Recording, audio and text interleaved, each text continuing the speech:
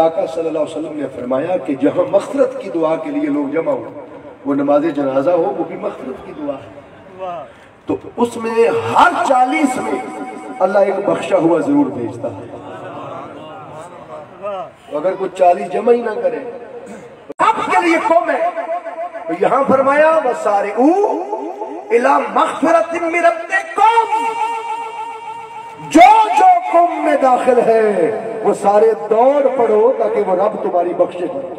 اللہ رسول النبی الامین الحنین المکین الکریم الرؤوف الرحیم،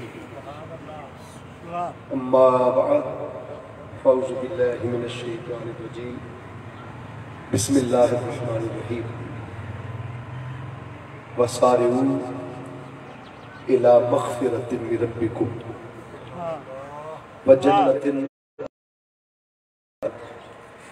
أُعِدَّتْ لِلْمُتَّقِينَ الَّذِينَ يُنْفِقُونَ فِي السَّرَّاءِ وَالضَّرَّاءِ وَالْكَاظِمِينَ الْغَيْظَ وَالْعَافِينَ عَنِ النَّاسِ وَاللَّهُ يُحِبُّ الْمُحْسِنِينَ۔ صدق اللہ مولانا العظیم۔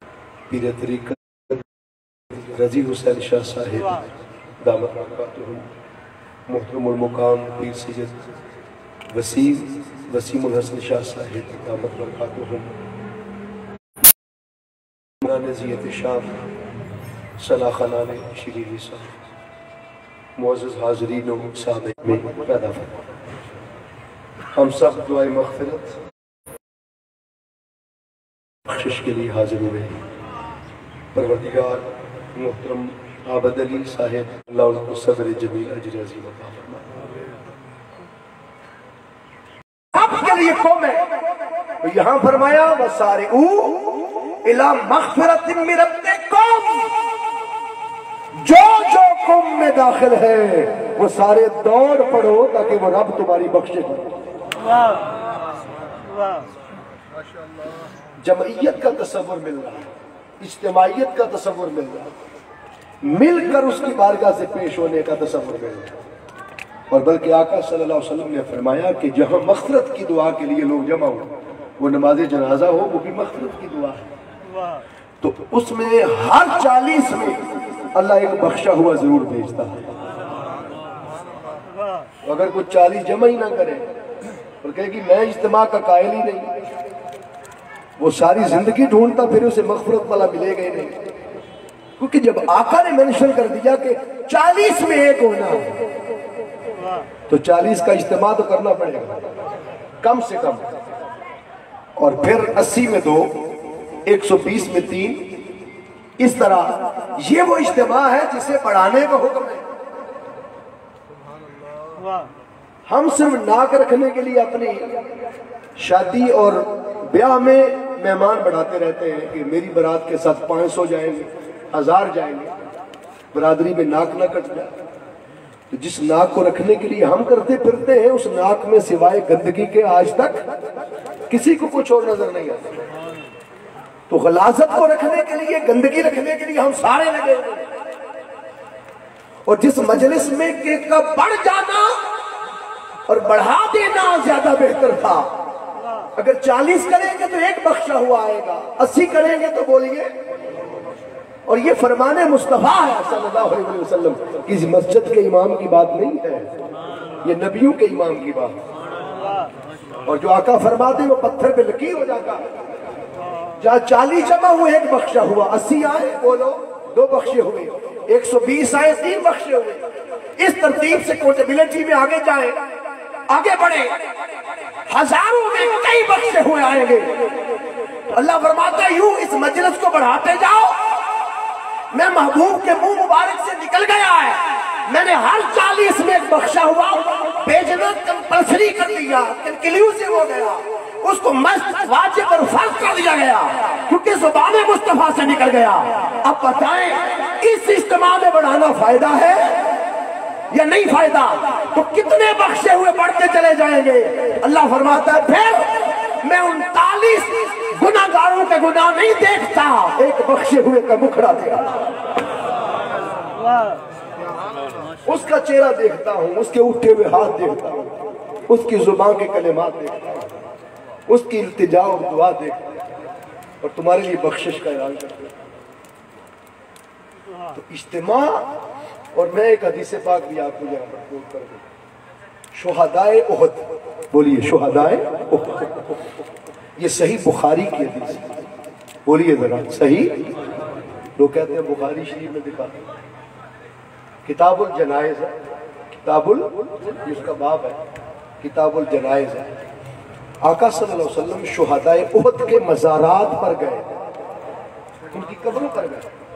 حضرت امیر حمزہ رضی اللہ عنہ، آج بھی سوڈانی یہاں آ کر منتیں مانگتے ہیں، اور ہر بدھ کو اجتماع کرتے ہیں، جیسے ہم دن اسپیسیفک کرتے ہیں، عرب والے عجم والے سارے دن اسپیسیفک کرتے ہیں، خاص کرتے ہیں، اور دن اللہ نے بھی خاص کیے۔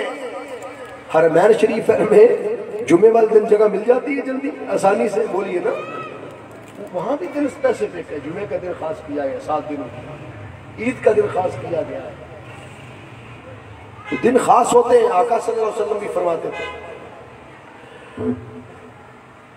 تو آقا صلی اللہ علیہ وسلم احد کے شہداء کے مزارات پر گئے، اور حدیث میں ہے کہ یہ 8واں سال تھا ان کی شہادت، کتنواں؟ اور 8واں بتا رہا ہے کہ حضور ہر سال جاتے تھے، اور یہ 8واں سال تھا، اور حضور صلی اللہ علیہ وسلم نے منبر رکھوایا، باقاعدہ منبر رکھوایا۔ اس وقت تو میدان تھا، کھلا میدان تھا، تو منبر شریف ظاہر ہے مدینہ پاک سے لے کر گئے ہوں گے نا، 2 میل کا ڈسٹنس ہے، 2 میل کے فاصلے پر منبر شریف رکھوایا گیا۔ آقا نے منبر رکھا، اور منبر کے اوپر حضور خود چڑھے، اور منبر کی ضرورت پیش کب آتی ہے؟ جب سامنے بندہ ہی کوئی نہ ہو یا اجتماع بڑا ہو، بول دے ذرا، اے دھنی بڑا پہ لگتا آواز ہی نہیں آ رہی۔ اجتماع تھوڑا ہو تو منبر کی ضرورت ہوتی ہے، یا اجتماع بڑا ہو؟ اجتماع بڑا ہو تو منبر کی ضرورت پیش آتی ہے۔ اس کا مطلب ہے کہ پبلک ہزاروں میں تھی، کہ آقا صلی اللہ علیہ وسلم کو منبر پر چڑھا، اور منبر پر چڑھ کر حضور نے خطبہ دیا، اور وہ حضور صلی اللہ علیہ وسلم کے جو حجت الوداع کا آخری خطبہ تھا، اسی سال کی بات ہے۔ حضور نے یوں خطاب کیا کہ صحابہ کہتے ہیں ایسے لگتا تھا کہ جیسے مصطفیٰ زمین کے اوپر والوں سے بھی مخاطب ہیں، زمین کے اندر والوں سے بھی مخاطب ہیں۔ صحابہ فرماتے ہیں، بخاری شریف کی حدیث، اہل قبور کے ساتھ بھی آقا مخاطب ہے، اور حضور فرما رہے ہیں کہ اجتماع میں آنے والوں، میں اور آپ اب آگے ملیں گے۔ حضور نے بتا دیا کہ اب ہم یہاں سے رخصت ہونے والے ہیں، بظاہر پردہ فرمانے والے، اور جاتے جاتے حضور صلی اللہ علیہ وسلم نے منبر رکھوا کے اجتماع کر کے شہدائے احد کے مزارات پر یہ ثابت کیا، اور وہاں جو ارشاد فرمایا وہ سنے۔ آقا فرماتے ہیں مجھے امت کی طرف سے شرک کا خطرہ نہیں ہے۔ مزار پر جا کے شرک کی تردید کرنا مصطفیٰ کا، امت کو رہنمائی مل گئی کہ لوگوں مزارات پر جانے سے شرک نہیں ہوتا۔ مولوی صاحب کی مانے یا مصطفیٰ کی مانے صلی اللہ علیہ وسلم، جو مزارات پر جانے کو بھی شرک کہہ رہے ہیں، اجتماع کرنے کو بھی شرک کہہ رہے ہیں، لوگوں نے فتوے جیب میں رکھے ہوئے ہیں۔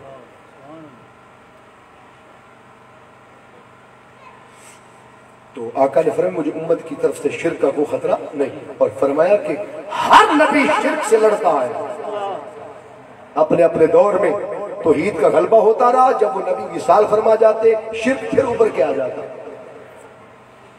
پھر نیا نبی آتا، پھر وہ توحید کی جنگ لڑتا، پھر شرک کے خلاف جنگ ہوتی، شرک دب جاتا، جب وہ نبی وصال فرماتے شرک پھر اوپر کے اوپر آ جاتا، یوں کش مکش چلتی رہی۔ توحید اور شرک کے درمیان 1.25 لاکھ نبی، کبھی توحید عروج پر کبھی شرک عروج پر۔ تاجدار کائنات نے فرمایا بس وہ جنگ جو کوئی نبی نہیں جیت سکا محمد عربی نے جیت لی ہے۔ آقا نے فرمایا مجھے امت کی طرف سے اب شرک کا قیامت تک کوئی خطرہ نہیں ہے، اب قیامت تک امت مشرک نہیں ہو۔ ہمارے آقا شرک سے پاک ہونے کی گارنٹی دے رہے ہیں، اور بدبختوں تم امت کو پکڑ پکڑ کے مشرک بنا رہے ہیں۔ ہاذا بدعہ، ہاذا شرک، ہاذا بدعہ، ہاذا شرک۔ اگر میلاد والے مشرک ہیں تو پھر کائنات میں بچتا کون ہے؟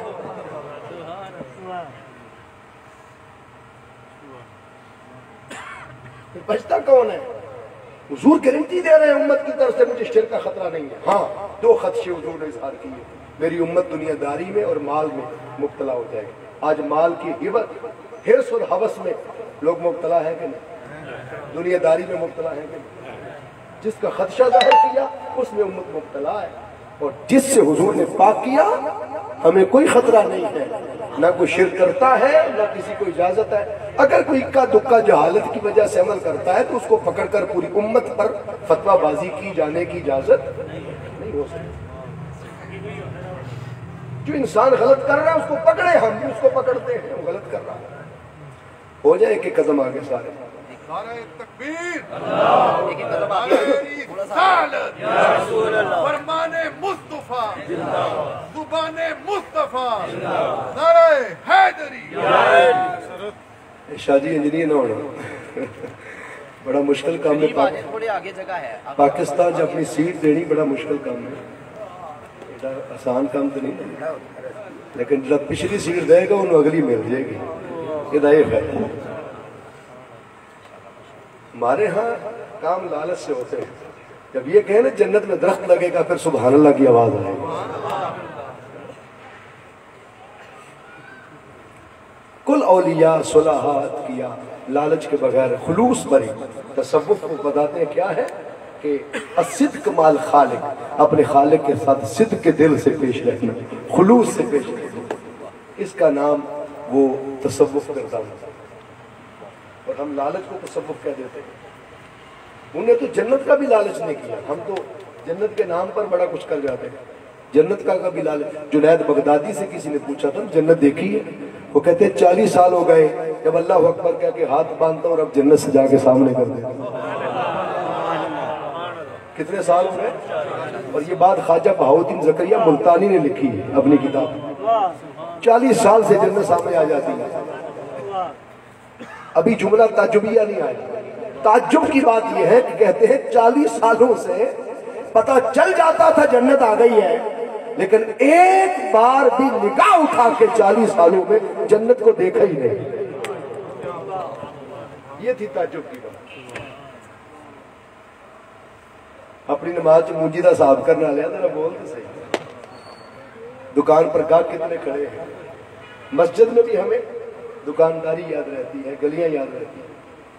جنید کہتے ہیں 40 سالوں سے جنت آتی رہی، ایک بار بھی نگاہ اٹھا کے جنت کو نہیں دیکھا۔ پوچھا کیوں؟ فرماتے ہیں جنت والے سے نظر ہٹے تو جنت کو دیکھا۔ اپنا معیار زمانے سے جدا رکھتے ہیں، ہم تو محبوب بھی محبوب خدا رکھتے ہیں۔ میرے شہر سیالکوٹ کا ایک کلندر ہے جس کے چہرے پر داڑھی نہیں ہے، لیکن ہر داڑھی والا اسے علامہ سے شروع کرتا ہے۔ ان کا نام کیا ہے؟ علامہ محمد اقبال رحمۃ اللہ علیہ۔ علامہ اقبال رحمۃ اللہ علیہ نے جب شکوہ لکھا نا، شکوہ، اس کے پیچھے حوالہ یہ تھا کہ جب اصحاب کہف کے کتے کا واقعہ پڑھا تو اقبال نے شکوہ لکھا۔ لوگوں نے پوچھا کہ کتے کا واقعہ پڑھ کے کون ہوتا ہے؟ اقبال کہتا ہے کتے پہ نہیں رو رہا، اپنی قوم کے مقدر پہ رو رہا۔ ہم نمازیں پڑھ کے اللہ سے مزدوری معاوضہ جنت مانگتے ہیں، کعبے کا حج کر کے مزدوری جنت مانگتے ہیں، ہم روزے رکھ کے کیا مانگتے ہیں بولو؟ جنت۔ اور آج بھی کیا مانگنے آئے؟ چلو جنت الفردوس مانگنے آئے، یہی فرق ہے۔ تو ہر عمل کے پیچھے ہمارے جنت۔ اقبال کہتا ہے اگر تیرا بھی معیار جنت ہے، اس کتے کا مقام بھی جنت ہے، تو پھر بتا عیسیٰ علیہ السلام کے دور کے کتے اور محمد عربی کے دور کی امتی میں کوئی فرق تو ہونا چاہیے تھا۔ ہم نبیوں کے ایمان کے امتی ہیں اور وہ عیسیٰ علیہ السلام کے دور کے ولیوں کا کتا تھا۔ وہ بھی جنت میں پھرے گا، ہم بھی جنت میں پھریں گے، کیا فرق رہا؟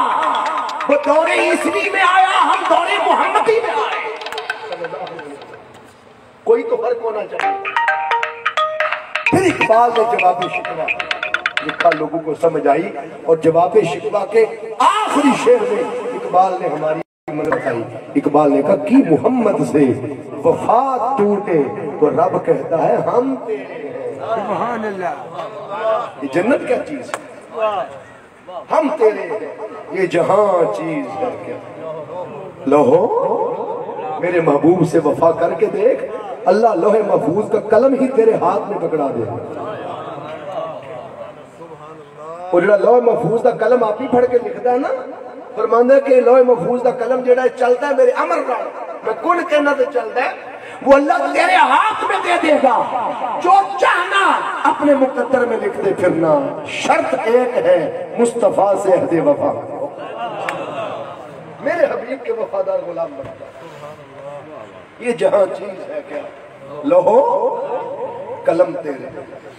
اسی مقام پر اس پر کا مہینہ، اسی مقام پر کسی نے لکھا کہ قلم ربانی ہاتھ ولیاں دے، او لکھے جو من آوے، رب ولیاں نو طاقت بخشی، او لکھے لکھ لٹاوے، تے ولی اللہ دے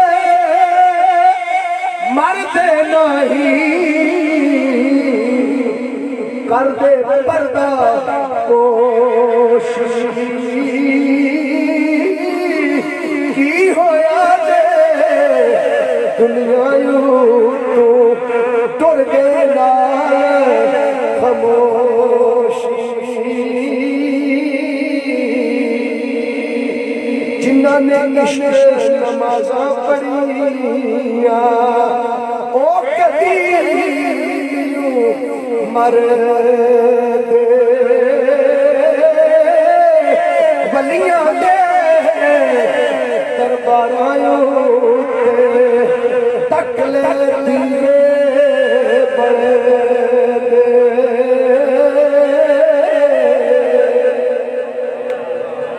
سبحان اللہ۔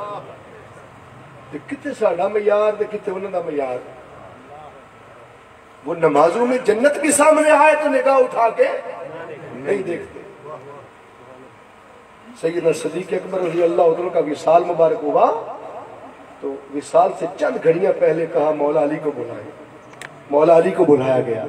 صدیق اکبر کی علی سے محبت دیکھے کہ وصال کے وقت بھی مولا علی کو بلایا جا رہا، بلا کے کہا مجھے اپنے ہاتھوں سے غسل دینا جن ہاتھوں سے آپ نے میرے حضور کو غسل دی۔ سبحان اللہ۔ ہاتھ وہ پسند کر دیئے میت جدنا محبت ہو، جدنا بولو جی اولاد دا دعویٰ ہے نا کہ ابا میرے نال بہتا پیار کرتا سی، چاہیے کہ اس پتر لوگا ہو کے انہوں غسل دینا چاہیے۔ جی ابا پتریے نہ زیادہ محبت کرتے تھے، پتریے نہ سوچنا چاہیے کہ میں چاچے نو غسل دینا۔ اسی سارا کچھ لوگاں دے سٹے ہیں، جس تمبے نال گڑتی دے دے او سے تمبے پانی، جیڑے آونا میرے محمد اوہی آونا مکانی، تے جان دیوار دروڑا پڑیو ہاتھ نہیں لاندے کر دے، جتنا لئیے پاپ کمائے کتھے نیج کر دے، لپا بکی مٹی پاندے کر دے پیر اچھیرا،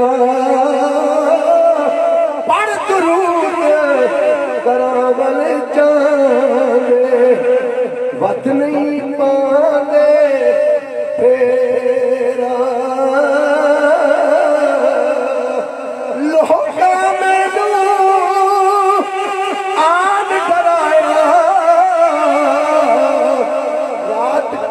کملی کالی اسا سنیا اوتھے او نہ آنا جنہ مونڈے کملی جنہ مونڈے کملی کالی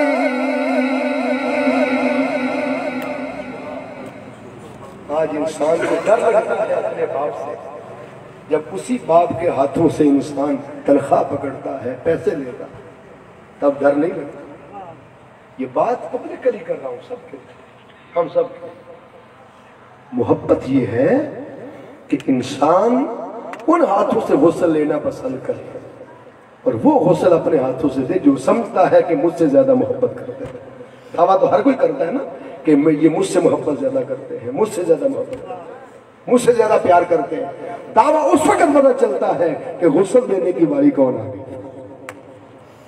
قبر میں ڈالنے کی باری کون آ گئی تو پھر میں علی بھائی کو بلایا انہی ہاتھوں سے غسل دینا جن ہاتھوں سے آپ نے ہمارے آقا کو غسل دیا تھا اور میری میت کو اٹھا کر جنت البقیع نہ لے جانا جنت البقیع نہ لے جانا وہ جنت میں کوٹی تو ویچاں جتے یار نظر نہ وہ جنت میں کوٹی تو ویچاں جتے یار نظر نہ آوے وہ جنگل منو لک بہشتاں جتے تو پہ آوے جائے پوچھا ابو بکر جنت البقیع میں نہ لے جائیں تو اور کہاں لے جائیں جس ٹکڑے کو حضور نے جنت کہا نہیں عاشق کی جنت محبوب کے قدم ہوتے ہیں مجھے حضور کے قدم میں لے جائیں اگر بغیر دروازہ کھٹکھٹائے خود بخود روزہ رسول کا دروازہ کھل گیا تو سمجھ لینا یار نے یار کو پہچانا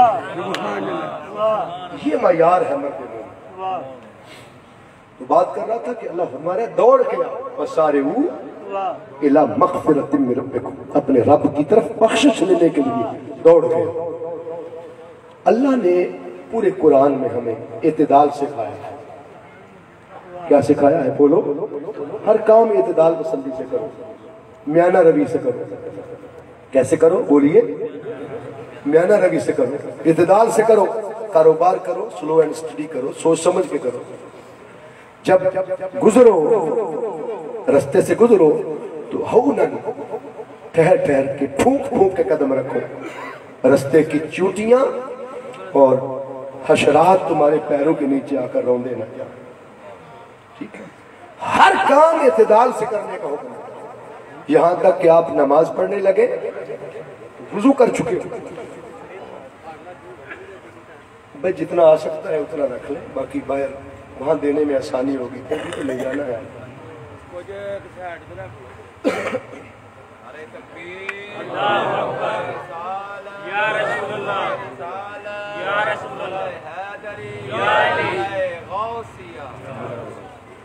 بس وہیں روک دیں تو بات توجہ طلب ہے کہ ہر کام میں اعتدال دین نے سکھایا ہر کام میں اعتدال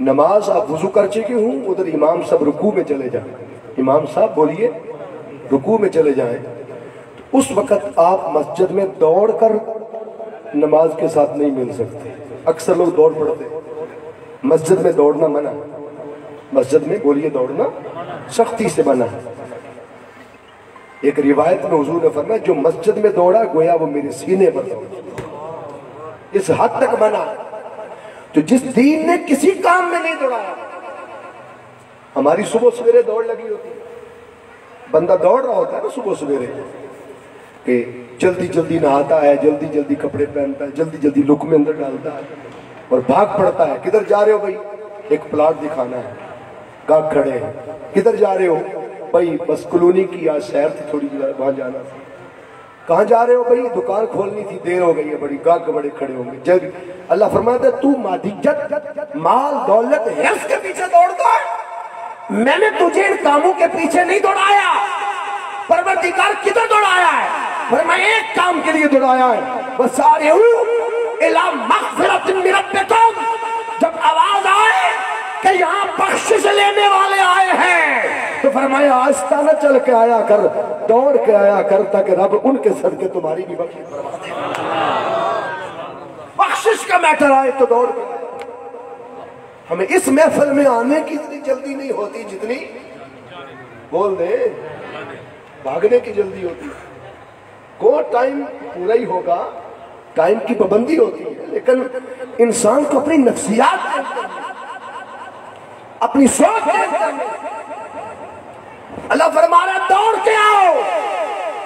تو مولا جب ہر کام میں اعتدال ہے, میانہ روی ہے, تو دوڑا کیوں رہا ہے؟ پہلا نقطہ اس آیت کا سن لیں, بس سارے ہو اللہ فرماتا ہے دوڑ کے آؤ. مولا دوڑایا کیوں؟ اس محفل میں بھی ہم آہستہ آہستہ آ جائیں, سوچ سمجھ کے آ جائیں. نہیں ہے نا بخشش کے لیے تو آ جائیں گے. اللہ فرماتا نہیں, اس لیے دوڑ کے آؤ کہ تمہیں بخشش لینے میں اتنی جلدی نہیں جتنی مجھے بخشش عطا کرنے میں جلدی. میری بخشش تمہارا انتظار کر رہا ہے, حق ہے. میری بخشش چاہتی ہے کہ تم جلدی بخشے جاؤ. میں چاہتا ہوں کہ تمہاری جلدی بخشش ہو. کیوں؟ اس لیے کہ تمہیں تو پتا کوئی نہیں مہلت کتنی ہے, مجھے تو پتا ہے تیرے پاس وقت نہیں. تمہیں تو یہی پتا ہے ابھی جوانی ہے, بڑھاپا آنا ہے, ابھی آگے جانا ہے, لیکن مجھے پتا ہے تیرے پاس وقت نہیں. آگاہ اپنی موت سے کوئی بشر نہیں, سامان 100 برس کا پل کی خبر نہیں. اور حاضرین دوسری بات یہ ہے کہ جب کوئی گناہگار ہو جائے تو کبھی اس کو کسی نے بلایا کہ بھئی میرا تو اپنا ہی ہے. مجرم جس کے ہوں اس نے کبھی کہا ہو کہ بھئی میرے اپنے ہی ہوں آ جاؤ؟ نہیں کہتا. مجرم کو کون اپنا کہتا؟ جس کا جرم ثابت ہو جائے. میں ملزم نہیں کہہ رہا, مجرم کہہ رہا ہوں. جس کا جرم ثابت ہو جائے اسے سگے بھی اپنے نہیں کہتے. اور اللہ فرما رہا ہے وَسَارِعُوا إِلَى مَغْفِرَةٍ مِّن رَبِّكُمْ, اپنے رب کی طرف آ جاؤ مجرموں اس سے بخشش لینے کے لیے. مولا مجرموں کو تو کوئی اپنا نہیں کہتا. اللہ فرما رہا ہے جسے کوئی اپنا نہیں کہتا اسے خدا بھی اپنا کہتا ہے, مصطفیٰ بھی اپنا کہتا ہے. ایک یتیم بچہ دروازے پر بیٹھا ہے, اللہ کے نبی صلی اللہ علیہ وسلم عید پڑھانے کے لیے نکلے. عید والے عید کی صفحے بناتے رہ گئے اور حضور اس بچے سے باتیں کرنے لگ گئے. آقا نے پوچھا کیوں رو رہے ہو؟ اس نے کہا ماں زندہ ہوتی مجھے کپڑے پہناتی, باپ زندہ ہوتا بازار سے کپڑے لا کے دیتا, آج میرا کوئی بھی نہیں, پرانے کپڑے پہن کے بیٹھا ہوں, میری کیسی عید ہے؟ آقا نے فرمایا انا ولی من لا ولی لہو, آنسو پوچھ دے جس کا کوئی والی نہیں اس کا محمد والی. جس کو کوئی اپنے پاس نہ بٹھائے اس کو خدا اور مصطفیٰ اپنے پاس بٹھائے صلی اللہ علیہ وسلم. اس کا ساتھی بننا, اس کا رہبر بننا, اس کا کچھ بننا. پھر خاص بات وہ یہ اللہ فرماتے ہیں وَسَارِعُوا إِلَى مَغْفِرَةٍ مِّن رَبِّكُمْ, بخشش مانگنے آؤ تاکہ تمہیں بخش دوں. آگے فرمایا وَجَنَّةٍ أَرْضُهَا السَّمَاوَاتُ وَالْأَرْضُ, دوڑو اس جنت کی طرف جس کی چوڑائی 7 زمینوں اور 7 آسمانوں سے بولو زیادہ. انسان دوڑتا ہے, دوڑ لگی ہے انسان کی مال کے پیچھے, پراپرٹی کے پیچھے. اب دیکھ لو ایک پلاٹ آپ اس کا کیس چلاتے ہیں عدالت میں, دادا نے دائر کیا تھا, باپ بھگت گیا, پوتا آ گیا, وہ کیس چل رہا ہے, ابھی فیصلہ نہیں ہوگا. اب معلوم نہیں پلاٹ جتنے کا تھا اس سے زیادہ قیمت اس پر لگ چکی ہے, اس پر زیادہ خرچہ آ چکا, لیکن آج بھی ابھی فیصلے کی تاریخ ملی ہے, معلوم نہیں تیرے حق میں ہوگا یا نہیں ہوگا. 5 مرلے کا پلاٹ ہے. اللہ فرماتا ہے دوڑ کے آؤ اس جنت کی طرف جس جنت کی چوڑائی چند فٹ کی, چند گز کی نہیں ہے, 7 زمینوں اور 7 آسمانوں سے بڑی چوڑائی ہے. لمبائی کا عالم کیا ہوگا؟ اس جنت کی طرف دوڑو تاکہ وہ جنت رجسٹری کر کے تمہارے نام لگا دے. پلاٹ کے پیچھے دوڑ کس بات کی ہے کہ رجسٹری ہو جائے. کیا ہو جائے بولو؟ رجسٹری ہو جائے. اسی لیے ساری دوڑ رجسٹری. جب تک رجسٹری نہ ہو جائے آپ کو چین آئے گا. اللہ فرماتا ہے میں جنت رجسٹری کر کے تمہارے نام کر دوں. اور رجسٹری پر یا اسٹامپ پر لکھا جاتا ہے, آج کل تو 3000 کا ہو گیا اسٹامپ, لکھا جاتا ہے کہ یہ وراثت فلاں بن فلاں کی ہے اور آج کے بعد یہ اس کا وارث ہے. جہاں وراثت کا یا وارث کا لفظ آ جائے سمجھے وہاں رجسٹری ہو گئی. اب قرآن اٹھائیں سورہ المومنون 18واں سپارہ آیت نمبر 10 آیت نمبر 11 اللہ فرما رہا ہے اولئک هم الوارثون، یہی مومن ہے جنہیں میں نے وارث بنا دیا۔ مولا کس شے کا وارث؟ ڈالو والی کا، سیالکوٹ کا؟ فرمایا نہیں، یہ چھوٹی وراثتیں ہیں۔ کس کا وارث؟ آواز آئی الذین یرثون الفردوس ہم فیہا خالدون، ہمیشہ ہمیشہ کے لیے انہیں جنت الفردوس کا وارث بنا دیا۔ اب بولے جہاں وارث کا لفظ آ جائے وہاں رجسٹری ہو گئی کہ نہیں ہو گئی؟ لوگ کہیں نا کہ ولیوں کے پاس کیا لینے جاتے ہو، انہیں کہو کہ جو جنت ہم اپنے باپ دادا کے لیے مانگنے آئے ہیں نا، یہ ولی اس کے وارث ہوتے ہیں، یہ ولی ان کے وارث ہوتے ہیں۔ ان کے در پر اس لیے آتے کہ یہ وارث ان کے در پر آئے، رجسٹری کر کے اللہ کہتا ہے جنت دے دیں۔ اب کتنی مہلت لگے گی؟ بات ختم کر دوں گا۔ کتنا ٹائم لگے گا؟ دادا نے کیس دائر کیا، باپ نے بھگتا، پوتے پر آیا، کیس حق میں نہیں ہوگا۔ اگر ہو بھی گیا تو کتنے مرلے کا؟ 5 مرلے کا۔ اللہ فرماتے اتنی بڑی جنت رجسٹری کر کے تیرے نام کر دیں۔ پروردگار ٹائم کتنا لگے گا؟ اللہ فرماتا ہے صرف ایک لمحہ، نہ 150 سال، نہ 100 سال، نہ 50 سال، نہ سال، نہ مہینہ، نہ دن، نہ گھنٹے، پوری جنت رجسٹری کر کے۔ وہ کون سا لمحہ؟ اللہ فرماتا ہے جس لمحے تو بدل جائے، جس لمحے تو بدل جائے، اپنا رخ گناہوں سے موڑ کر میری رحمت کی طرف کر، جس لمحے اپنا رخ دنیا سے موڑ کر میری رحیمیت اور میری کریمیت کی طرف کر دے، بس اس لمحے جنت بھی رجسٹری کر کے تیرے نام کر دوں گا اور بخشش کا نور بھی تیرے نام کر دوں گا۔ اور حاضرین بات میری مکمل ہو گئی۔ اب جب بات جنت تک آ گئی نا، تو جنت کون سی؟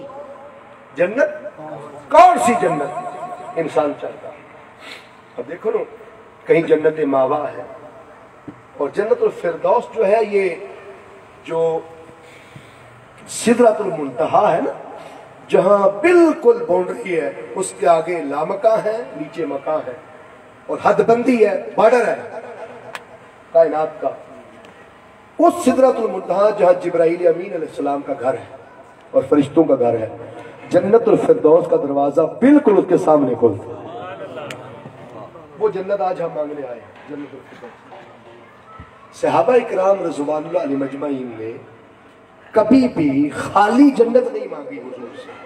سبحان اللہ۔ یہ آج کی میری موضوع کا کلائمیکس ہے اور مقام اختتام ہے اور پیغام ہے، اور یہی پیغام میرے شیخ الاسلام ڈاکٹر محمد طاہر القادری مدظ اللہ علیہ نے پوری امت کو پوری ورلڈ لیول پر دیا کہ جنت تیرا معیار نہیں خالی، رب سے مانگو تو کون سی جنت مانگو؟ جو صحابہ نے مانگی۔ آپ پوچھیں گے وہ جنت کون سی ہے؟ ہر وہ جنت جہاں مصطفیٰ ملے، جہاں حضور کا اور اللہ کا دیدار ملے، وہ جنت۔ اس لیے حضرت ربیعہ بن کعب رضی اللہ تعالیٰ عنہ حضور کے وضو کے لوٹے بھرتے، یہ نوکری، کیا نوکری؟ وضو کے لوٹے بھرتے تھے، مصلے بچھاتے تھے۔ آقا جب سفر سے تشریف لاتے تو حضور کے نالین مبارک سے گھر جھاڑتے، جب گھر جھاڑتے ہوں گے تو ہو سکتا ہے وہ چاٹتے بھی ہوں، چومتے بھی ہوں، اور کیوں نہ چومے؟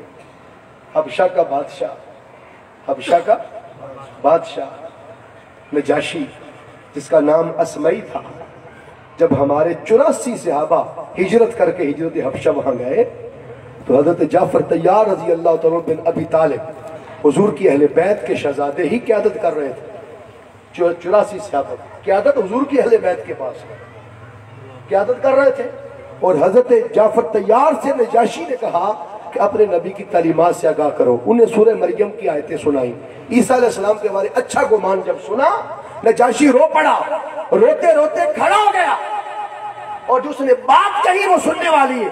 یہ بات امام محمد بن حنبل نے المسند میں لکھی، اور یہ حدیث امام ابو نعیم نے دلائل النبوہ میں لکھی، امام ابن کثیر نے اسے نقل کیا ہے البدایہ والنہایہ میں۔ نجاشی کھڑا ہو کے کہتا ہے واللہ انہ الرسول، خدا کی قسم یہ تو وہی رسول ہے الذی بشر بہ عیسیٰ ابن مریم، جن کی بشارت عیسیٰ ابن مریم دیتے رہے۔ یہ بات کہہ کر نجاشی رو پڑا اور روتے روتے کہتا ہے کاش حبشہ کی سلطنت کی زنجیریں آج میرے پیروں میں نہ ہوتی اور میں لوگوں کا جواب دینا ہوتا اور لوگوں کے حقوق میرے ذمہ نہ ہوتے۔ لوگوں کو جواب کا فکر ہوتا ہے کہ قوم کے حقوق نے میرے، یہ نہ ہوتا یہ زنجیریں ٹوٹتی اور میں سیدھا اس نبی کے قدموں میں جاتا۔ اور لفظ قابل توجہ ہے، ابھی عیسائی ہے، کہتا ہے قبل نعلہ، میں اس محمد کے نالین چوما کرتا۔ آج امتی سوچے نالین چومنے کا ہلکے، وہ حبشیوں کا اور عیسائیوں کا بادشاہ ہو کے، حبشہ کا بادشاہ ہو کے اپنے وزیروں کے سامنے، مشیروں کے سامنے اللہ اعلان کہہ رہا ہے اس نبی کے نالین چومتا، اور خالی چومتے نہیں، اس نبی کے نالین اپنے سر پہ رکھ کے مدینے میں دہائی دیتا پھرتا کیا ہو تمہیں بتاؤں اس محمد کا مقام کیا ہے۔ اس بات کو اعلیٰ حضرت نے اپنے شعر میں لکھا ہے، اس حدیث کو سر پہ رکھنے کا جو مل جائے نالے پاکے حضور تو پھر کہیں گے کہ ہاں تاجدار۔ یہ نجاشی کی زبان سے کہا تھا اعلیٰ۔ اس لیے حضرت ربیعہ بن کعب یہ نوکری کرتے تھے، حضور نے پوچھا سل ربیعہ ما شئتا، ربیعہ مانگو کیا مانگتے ہو؟